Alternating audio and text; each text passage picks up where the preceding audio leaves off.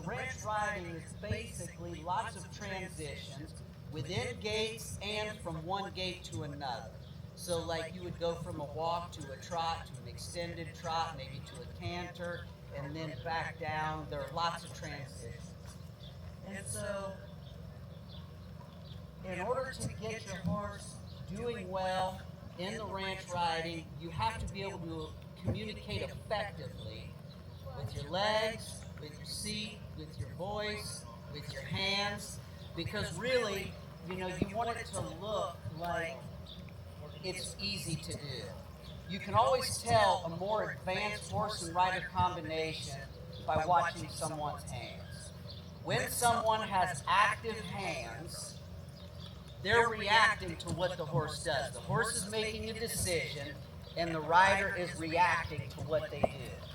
When you see someone that is riding and keeping their hands still and not doing much, and they're getting everything done that they want to get done, that means the horse is responding to them.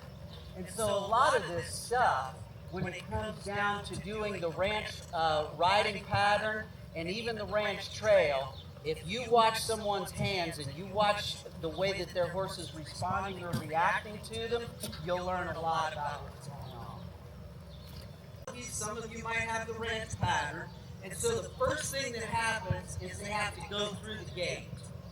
And so, let's go ahead and step out here.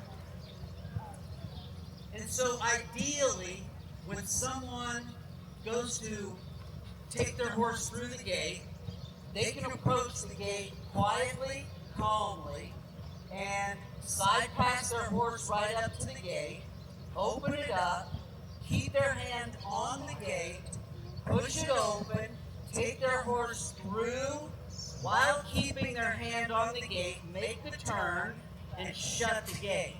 The reason you want to keep your hand on the gate is because, we all know some gates will take off and swing. They're not all perfectly level. And if the gate takes off, you let go, and it goes all the way around and bangs on the fence, then it's not going to be as efficient. So we want to see that you can keep your horse quiet and relaxed through this whole transition. All right, so the gate will be latched when they start, and we can see that Kelly's horse is relaxed here. He's not old, it's not worried, not worked up, not prancing. And that's good enough, Kelly. So the horse is waiting patiently. So she should be able to back the horse up. And ideally, she can kind of keep her hand on there. I know it's a little tough with the post there. Take the horse through quietly. Now, stop for just a second. And this is one of those situations where when you want your horse to go through quietly, you don't want to open the gate and have your horse just take off. Because, you can see there's an eye hook on that post, and that's something you can catch your stirrup, you can catch your leg. If your horse is rushing through it, and it presses you up against that post, and that eye hook's there, it's going to hurt.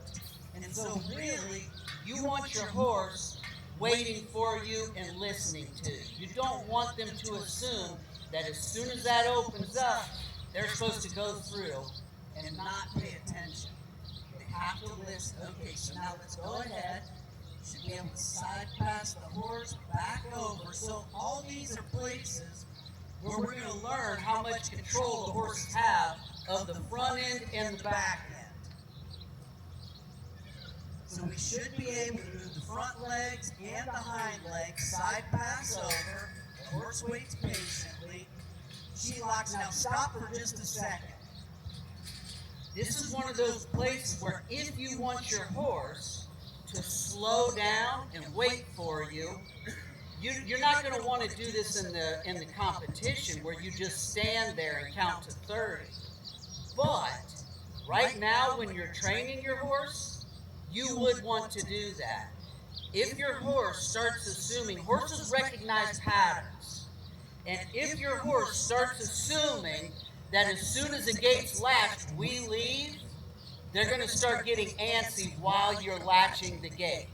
So, you want to side pass over, latch the gate, let go of the gate, so your horse recognizes that you're done, sit up, and then count to 30. It's no different than maybe mounting your horse from a mounting block. When you climb on, if your butt hits the saddle and you take off, your horse is going to start anticipating leaving the second you hit the saddle, and they'll start backing all of that up. You'll be climbing on and they'll be leaving. So when you get on the mounting block, count to 20. When you shut the gate, when you're training your horse, count to 20, count to 30. Teach them to slow down and wait for it. Good job. All right. So now, the next part of the pattern, we're going to turn around and we're going to walk to that cone. So you can stop for a second. So you're in the snaffle bit. You can ride one or two-handed if you want. It's up to you. All right. So we're going to walk to the cone, and then we're going to pick up a jog. All right. Now she's going to trot around the corner, and you go ahead and stop for just a second there, Kelly, because I'm going to make a lot of points here. So, what the judges are going to be looking for when you make these transitions, they want to see that you can collect your horse, that you can control the speed, you can control the direction, you can control all those things. And so, her horse did jog off nice, and there's a little bit of what appears to be resistance in its face. Ideally, she could maybe show a little more collection. It's okay to use your reins. It's okay to put them on a slack rein and not pull on. But transitions are always telling. It doesn't matter if you're doing a reining pattern, a ranch riding pattern. It doesn't matter what you're doing. When you're transitioning from one thing to another, from transitioning from a loose rein to collection, what does your horse do in that transition? When you're transitioning from a walk to a trot, from a trot to an extended trot, whatever it is, that's where the judges are going to see the difference between horses. It's in a reining pattern. A lot of people can go out there and put their hand up and run large, fast circles. But it's like, how does the lead departure look? And how does the horse guide through the middle? And how does the horse transition from a large, fast to a small, slow circle? Or transition from a small, slow circle to a large, fast circle? Or transition into a lead change? The transitions are the places where judges are going to separate. Okay? So you go ahead, come back around into your trot, your jog, and then we'll pick it up, we'll move into your extended trot.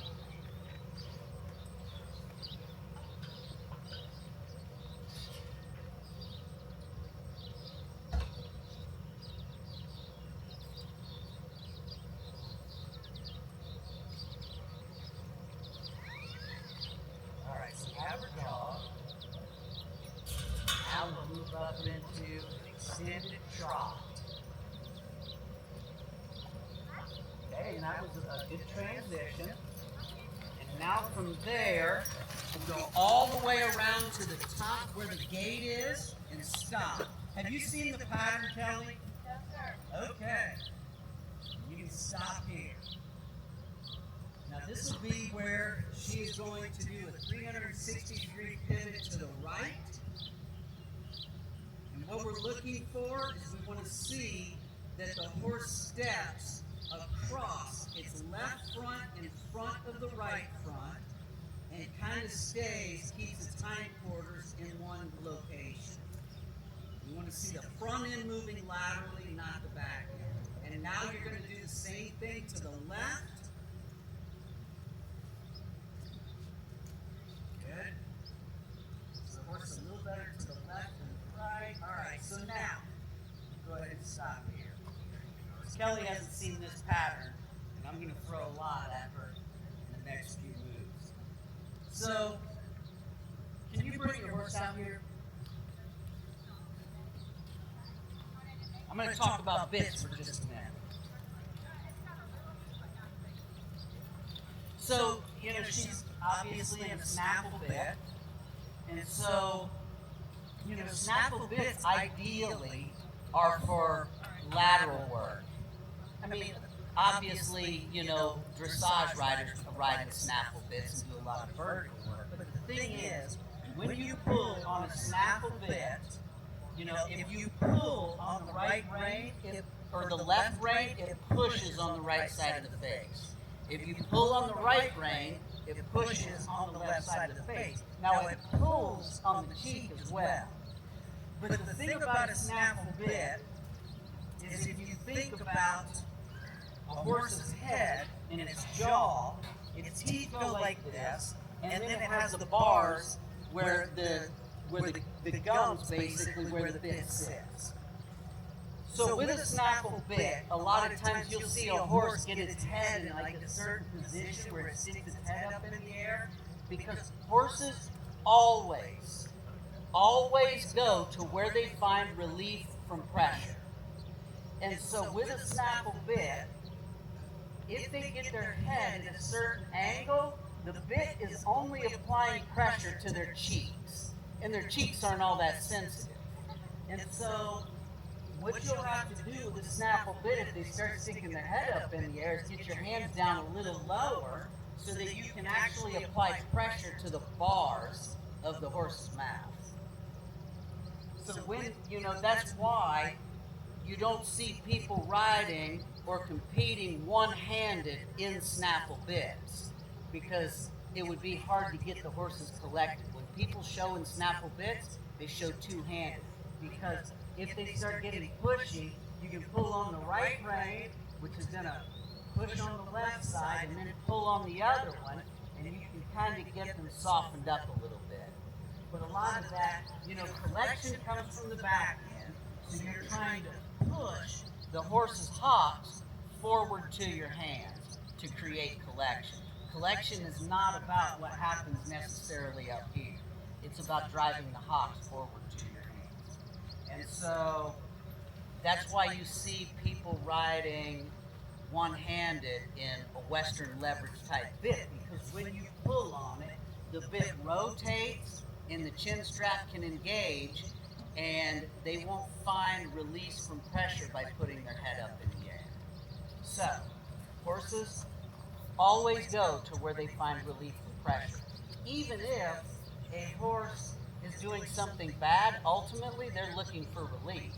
And so I love to use the example of, you know, if I had two horses that have never been tied, and I tie one over here to this post, and I tie one over here to this post, and the horse that's tied to this post sits back, feels the pressure on its pole, starts thrashing, something breaks, boom, they get back, and they think, whoa, that was a lot of pressure, but I know how to get relief from it. And this horse over here gets tied up, it pulls back, starts thrashing around, steps forward, finds relief, and it thinks, okay, that was a lot of pressure, but I know how to find relief from it. They both felt the exact same pressure, and they both got relief from that pressure, but the outcome was totally different. That's why when you're training horses, especially young horses, you want to make sure that you make the answers and the release from pressure easy to find. If it's too complicated, they get frustrated, they can't find the answer, and then you just have a fight on your hands. So, there's a process to training them, but know that they always go to where they find release from pressure. Okay, so, now, the rest of your pattern. This is the arena. We did 360-degree turn to the right, okay? Next is the 360 to the left. We did that. Now you're going to come around, you're going to pick up the canter right there, and you're going to come through the middle. Now this is where in the middle, there's a lead change, both directions. You can do a flying lead change or a simple lead change. It depends on your horse and how low it is. Yep, so you do a simple lead change, then you canter around this stuff, back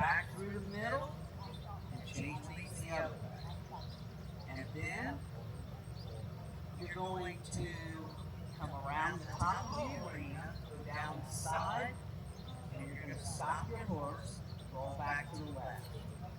Run down to the other end, probably about where that cone is down there. Stop and roll back to the right, so away from the fence, both directions. And then you're going to go down here, stop and back out. Okay, so there's a lot happening at the end of that. Okay?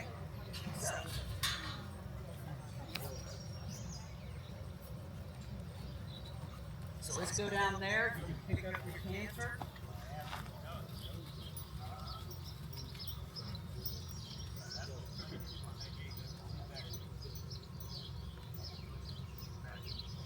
All right, let's do it from a standstill. That's the way the practice is going. Okay? You can walk into it if you want, and you can trot into it, Kelly. But you would just get done doing your pivot. Very nice. Very nice. All right. Around. Just going to do a simple lead change right here in the middle.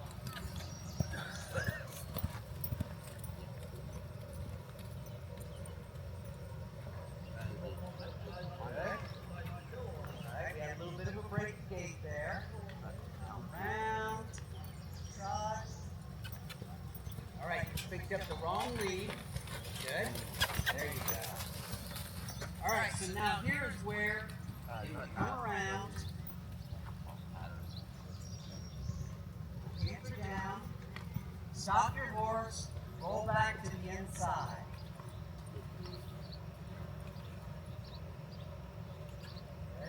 And again, when they do the roll back, we want to see the front end moving laterally.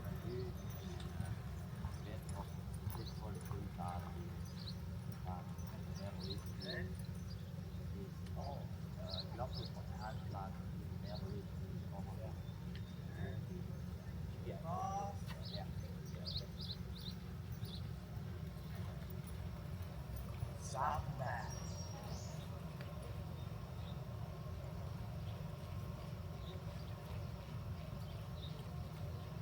Okay.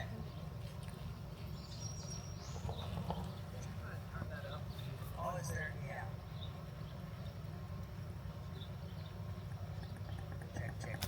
Check. Is that better? All right. All right. Yeah, okay. So, how do you feel about all that? Is that kind of accurate of where your horse is? No. No, he's usually a little more calm and responsive. That stops here. Okay. And so, for your stop, what is your cue for your stop? Sit. Okay. And so, you know, when you're obviously it's a clinic, it's about teaching and training your horses. So when you're training your horse, we have requests that we make for our horses, but you have to have a way to reinforce those requests.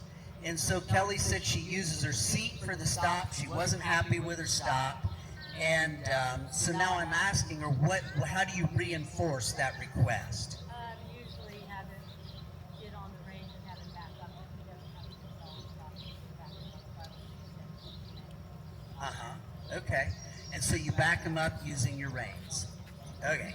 So, and let's go ahead and bring your horse right up here. So now, when it comes to teaching your horses to stop, I use my legs quite a bit when I'm training my horses because I think it brings a lot of clarity to the conversation with and the communication with your horse. So when I'm riding my horse, I am going to have some pressure with my legs. So my horse is going to recognize, hopefully, when I release my legs a little bit. So the way that I reinforce my legs, if I'm using my legs as a stopping cue, is I teach my horses that if I reach up and tap on their shoulders, I want them to back up. And so, you know, it looks like your stirrups don't go forward very easily, and so that will make it a little bit challenging. But you know, I have three cues to stop my horses. I can use my legs, I can use my voice, I can use my reins. And so my hands, obviously, when I pull harder on the reins, you know, hopefully my horse is going to draw back and back up when I do that. It starts getting a little bit complicated as far as the communication and all the cues that we put on some of them. But with your legs, basically I use my legs like I would use a riding whip. If I have a riding whip in front of the horse, I want the horse to go backwards. If I use it toward the back of the horse, I want it to go forward. So when I take my legs forward, I want my horse to go back. If I take my legs back, I want my horse to go forward. It's that same idea. And so, when my legs go forward, the first thing I do when I'm teaching my horses is, and you can take your feet out of the stirrups. Reach up and just bump your horse on the, not with your spurs, just the side of your foot on the shoulders. And stop for just a second. So this is a great opportunity. So the horse has no idea what she is asking. Now, we could either start tapping and just pull and show it the answer, or we can just keep tapping and let the horse look at us like I have no idea what you want me to do. But that's an opportunity to tell the horse, I'm okay with you not knowing, and I'm going to let you process this and think your way through it. And if you make the wrong decision, don't pull. Release your hands. Just start I tapping. feel like my legs will fall off. Her legs are going to get tired. Well, it's a good workout. Yeah, he's not interested. Yeah, and that's okay. He's blinking. Do you see him blinking and starting to look at you? All right, so now, if you want, you can go ahead and take hold of him and pull on him. And when you do that, stop. Release. Put your feet in the stirrups. Now, do you see the licking and chewing taking place in the blinking of the horse? That's basically like the computer program. And so, if you watch a horse, at first, the horse was just sitting there, eyes not blinking, focused, trying to figure out what she was saying. Why are you tapping on my... Did my battery die? Check. Am I back? It's got real quiet though all of a sudden. Maybe the volume turned down. Shut off. Okay. So, good, that's good. And stop right there. As soon as you get your desired response, you release the pressure. And the way I said, horses always go to where they find release from pressure. That means when you get the right answer, the only way you can tell a horse is by releasing pressure. I think my battery is dying. So, I don't know if Monroe's around, but yeah, it's starting to die. Does anyone know where Monroe is? He's in the indoor. Can someone tell Monroe that I'm going to need a new battery? I might have to borrow Cam's headset too. So,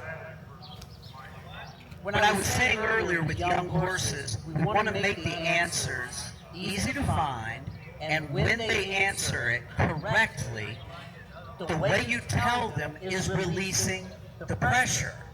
If you ask them again, they don't know if they answered it right. They're going to give you a different answer, more than likely. And so, if I had a child here that was learning their colors, and I said, what color are my pants? And they said, blue. And I said, what color are my pants? Blue. What color are my pants? Blue. What color? Eventually they go, are they red? Are they purple? Are they green? Because I'm not telling them or giving them any feedback whether they answer it correctly or not. So with horses, the way you tell them, yes, you answered it right, good job, is by releasing the pressure, okay? So, now, when you release the pressure, if you watch this horse's expression, while she was actually tapping, it was focused on what she was trying to figure out what she was trying to say. And then the horse started to relax. The first thing you'll see is they'll start blinking, or they'll drop their neck down a little bit. And then once they really think they figured it out, they'll start licking and chewing, and they're getting these dopamine releases. But in the end, they yawn. When they start yawning, that's when they've really just kind of processed it all, accepted it, and they're good with what's going on. And so that's why I'm really big on giving your horse time to think. I want a horse to be responsive to what I'm asking it to do, but still be relaxed. When horses are antsy and worried, they're not thinking, they're reacting either to you, the environment, whatever is going on. But it all starts at the beginning in creating confidence in your horses. We find confidence in understanding, they find confidence in understanding. If you're going to go take a test and you don't know the answers to the test, you're not going to be very confident about what you're doing. But if you know the answers to all the questions, you're going to be very confident. That's how you create confidence in horses. They understand and they know how to answer. So, give them time to process, build their confidence, and if you can recognize those responses, the eyes blinking, the head lowering, the licking and chewing, the yawning, all that stuff, and you let them process it, it's just like allowing your computer to program. All right? So don't rush through, and that's why I was saying, like with the gait, don't rush through it right now. Now, once your horse knows how to answer the question, you could ask me what color these pants are for the next 3 days, and I'm going to tell you they're blue for 3 days, because I'm confident that I know that answer. Now, you know, with horses, when they learn to do something maybe the wrong way, and it becomes a habit, then you have an issue. But I'm going to touch what the 4 stages of learning that everything goes through.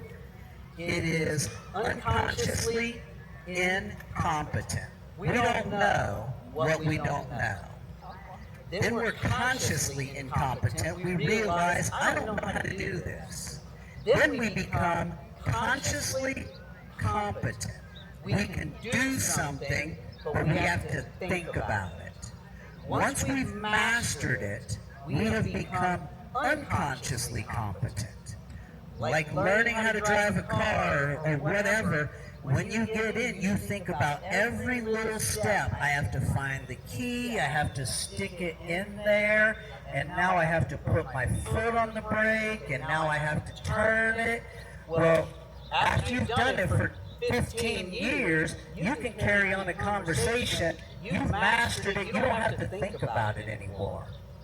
Now, the thing about horses is, once they've done something wrong for a long time and they've mastered that, they're unconsciously competent at doing something a certain way, it's not easy to change what they're doing.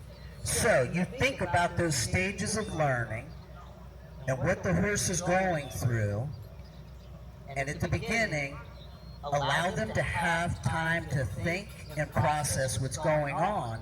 And then in the end, when they really know the answers to the questions, then you can start speeding things up.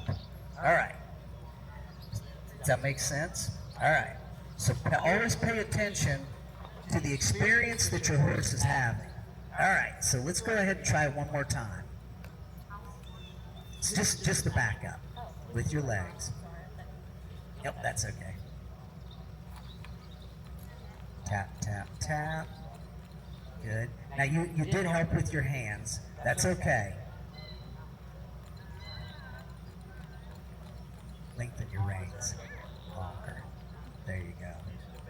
And so your horse is not focused. You might increase the pressure a little bit until you recognize that your horse is paying attention. Focused on the dogs. It thought about it for a second. I joke that he has ADHD because like he can't pay attention. He gets distracted super. Okay, so now Just let him stand. So he's focused on the dogs and what's going on. And that's one of those places where you would just take them, start doing something, get them busy. Hey, Monroe, I think the battery's dying in this. Was it? Okay, it's kind of breaking up. Maybe I'm too far. Okay. So, that was the ranch riding part. I have to make sure I get through all these riders. I can get long-winded sometimes. All right. So now, here we go. So from the stop and back up, we go over and side pass over the log. So, you know, we saw some people out here working their horses earlier. And you're better off, like backing through the poles, side passing, whatever, you're better off to start slow, because when your horses start stepping on things and getting scared, things can get more challenging. Good. Now, yep. And take your time. Good. All right. Back across the other way.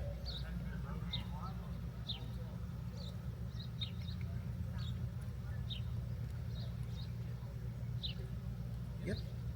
A little bit. All right, so we have the side pass done. Good job. Wait a minute, I went out of order. The roping dummy's first, isn't it? So this is all, for this one, you're going to pull it. And I'm not sure, I'm sure this rope's going to be hanging on something, because you won't be able to reach that from the ground. I assume since you're carrying a rope, that your horse is okay with pulling something. And so the way we did it last year was, you know, one person would pull it that direction, we'd spin it around, the next person just pulled it the other direction. All right, so pull it over.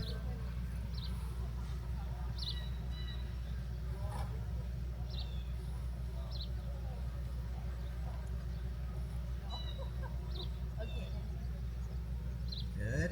Very good. All right. You can come back and just toss the rope over the horse, over the horns there. Sounds like this thing's cleaned up a little bit. It's not crackling anymore, so that's... All right, there we go. And now we have the slicker. So you come over, show that you can pick it up, rub it around your horse, maybe the front and back. It's a little dirty. Good. Good. Back. Very nice. Stick it hanging back up. All right, now we go, and you already did the side pass, so we went out of order, but you can just come over here, trot over the poles.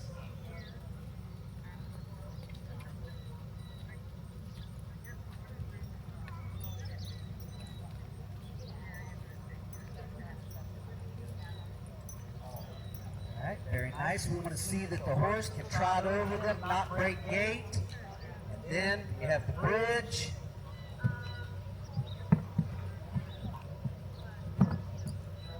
Very good. And then back through the poles there. And so this is where, you know, your horse has to back up easily, and you have to be able to move the front end and the back end when you're going backwards, not just forward.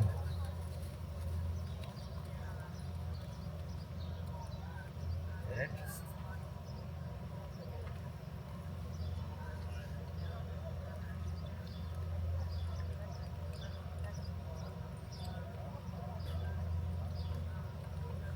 Very nice. So now she's going to have to navigate this corner, slide her leg back, move the hip. Good, good, very nice. Now you have to be able to move the front end over. And this is, you know, can be a little challenging for some horses. Horses don't like to step on things or off of things that they can't see behind them. Very good. All right. Good job, Kelly. Now, do you have any questions about any of this? Specifically, I would say like what I struggle with him, you did a good demonstration of it, is he tried to show when someone walks by with a dog, there's a beautiful on pattern and someone walks by with a dog. Yeah. It goes on and you know, I can't in a class with you. Yeah. So how do you handle a horse with no focus Yeah. without punishing him in absolute areas? Right. Like that's really good. Yeah. So the question is, how do you deal with a horse that won't stay focused when you're trying to show, and a dog walks past and you lose them? So with my horses, I put a lot of cues and a lot of buttons on, and I expose them to a lot. I take them different places and ride and try to take them into different environments. And I get my horses, my legs, I want to communicate with the So we can see that his horse, nice and patient. He's going to back out through the gate. There we go.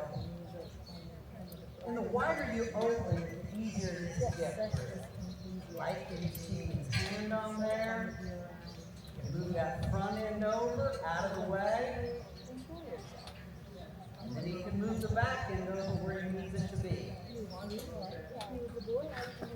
Latches it, horse is staying nice, relaxed, patient. Alright, walk off. Slap in his rein. And then he'll pick up his jaw right here. I'm telling you, you got a video of yourself. No, I felt like we were like, No, it was beautiful. Pick up his extended trot. You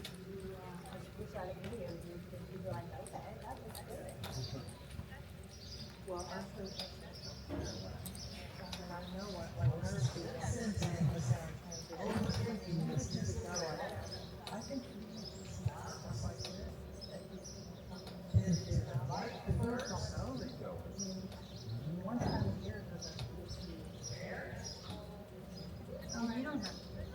Just go do fun stuff. Clean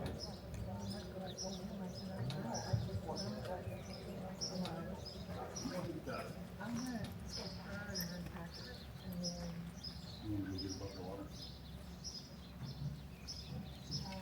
Picks up his lead, nice and soft. Is that fucking alert, right? In the middle, nice lead change.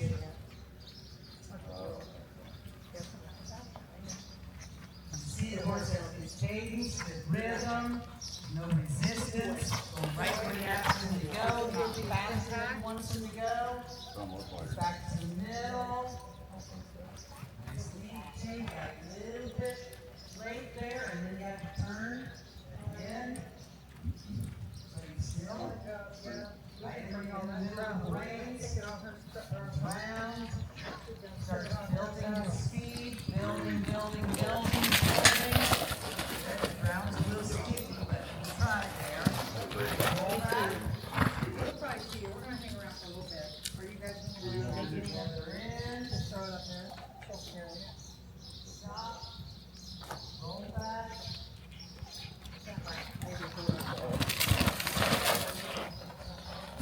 Try as hard to stop. You're back down. All right, good job. Thank you, Raymond. All right, so that brings us to the end. Appreciate y'all staying. Does anyone have-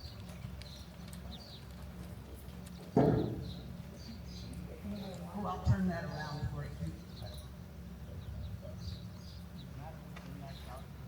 What's that? Yeah, you can start there. But technically, you're supposed to start with dragging. That's the first move. There you go.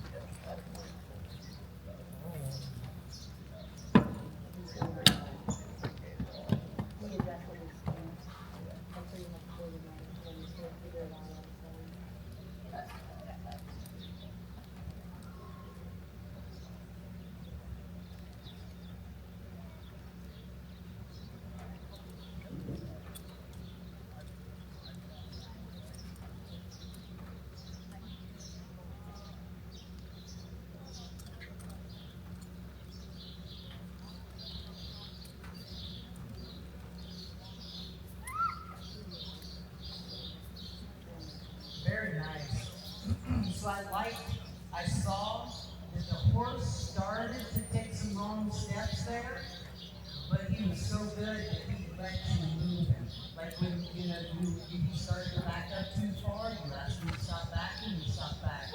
You moved him, he started coming over to this log and was going to step on it. Reining was able to just push on his hip and move right away from it. Never touched the log. He got close, but he never did. So, obviously, very nice horse.